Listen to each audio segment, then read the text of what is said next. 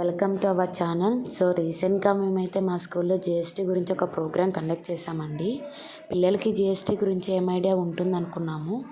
But teachers help లేకుండా different వేస్లో టీమ్గా divide అయ్యి చాలా చక్కగా చార్ట్ ప్రజెంటేషన్ అనేది ఇచ్చారు. 6th క్లాస్ నుంచి వన్ ట్యాక్స్ వన్ నేషన్ అనే కాన్సెప్ట్తో ప్రోగ్రామ్ అనేది స్టార్ట్ చేశారు. నుంచి డిఫరెంట్ టాపిక్స్ అనేది పిల్లలు చూస్ చేసుకున్నారు. 7th క్లాస్ నుంచి ఇండియా మ్యాప్ గురించి వేసి జిఎస్టీ ఎక్స్ప్లెయిన్ చేశారు. అలాగే 8th క్లాస్ నుంచి different types of GST explain చేశారు. 9th క్లాస్ వాళ్ళు జిఎస్టీ ఎలా కలెక్ట్ చేస్తారు అనేది ఎక్స్ప్లెయిన్ చేశారు.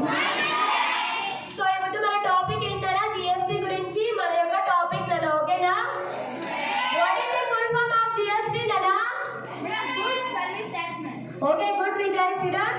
So GST యొక్క full form ఏంటన్నా good service tax. Okay నా GST యొక్క full form ఏంటన్నా good service tax. So మనకి ఈ GST లో two types ఉన్నాయన్న. ఒకటి డైరెక్ట్ ట్యాక్స్, ఒకటి ఇండైరెక్ట్ ట్యాక్స్. అర్థమవుతుందా?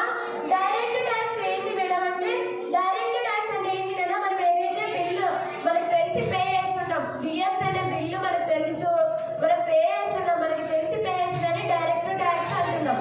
మనకి తెలియకుండా జిఎస్టీ ట్యాక్స్ అనేది పే చేస్తుంటాం కొన్ని వస్తువుల మీద. సో దాన్ని ఇండైరెక్ట్ ట్యాక్స్ అని అంటుంటారు. ఓకేనా? సో ఈ జిఎస్టీలో 5 స్లాబ్స్ ఉంటాయి కదా. అర్థమవుతుందా? ఎన్ని స్లాబ్స్ ఉంటాయి? 5 స్లాబ్స్ ఉంటాయి. ఇవి 5 టైప్స్ గా డివైడ్ ఉంటాయి. ఒకటి పర్సెంటేజ్. ఎలా డివైడ్ అయ్యిందంటే 0%, 5%, 12%, 18%, 28%. ఇలా 5 పర్సెంటేజెస్ గా మనకి జిఎస్టీ ట్యాక్సెస్ అనేది డివైడ్ అయి ఉంటాయి. ఓకేనా?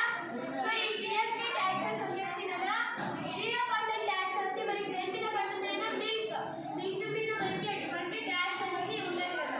అర్థమవుతుందా? అలాగే ఎగ్ మీద మనకి 0% ట్యాక్స్ అనేది ఉంటుంది. ఓకేనా? అలాగే 5% జిఎస్టీ మనం దేని మీద కలెక్ట్ చేస్తామంటే పాలు ఉన్నాయి కదన్నా, ఆ పాలని స్కిమ్డ్ వేసి అమ్మితే స్కిమ్డ్ మిల్క్ అంటారు. దాని మీద మనకి 5% జిఎస్టీ ఉంటుంది. అలాగేనా? అలాగే మనం 12% జిఎస్టీకి వస్తేనా 12% వేటి మీద కలెక్ట్ చేస్తారంటే మీ మొబైల్ ఫోన్స్ ఉన్నాయి కదా, మీరు కొంటారు, దానికి ఒక బిల్ ఇస్తారు కదనా, దాని మీద జిఎస్టీ అని మెన్షన్ చేసి ఉంటారు. ఎవరైనా చూస్తారా? సో జిఎస్టీ ట్యాక్స్ మెన్షన్ చేసి మనకి 12% అని ఇస్తారు. ఓకేనా? అలాగే 18% దేని మీద కలెక్ట్ చేస్తారంటే మన యొక్క టూత్ పేస్ట్ ఉన్నాయి కదనా, టూత్ పేస్ట్ సంథింగ్ ఏదైనా మన వస్తువుల మీద అలా కలెక్ట్ చేస్తారు. హైగా కలెక్ట్ చేసే ట్యాక్స్ ఏదైనా కార్స్. దేని మీద కలెక్ట్ చేస్తారన్నా కార్స్ మీద మనకి ఎక్కువ జిఎస్టీ అనేది కలెక్ట్ చేస్తారు. ఓకేనా?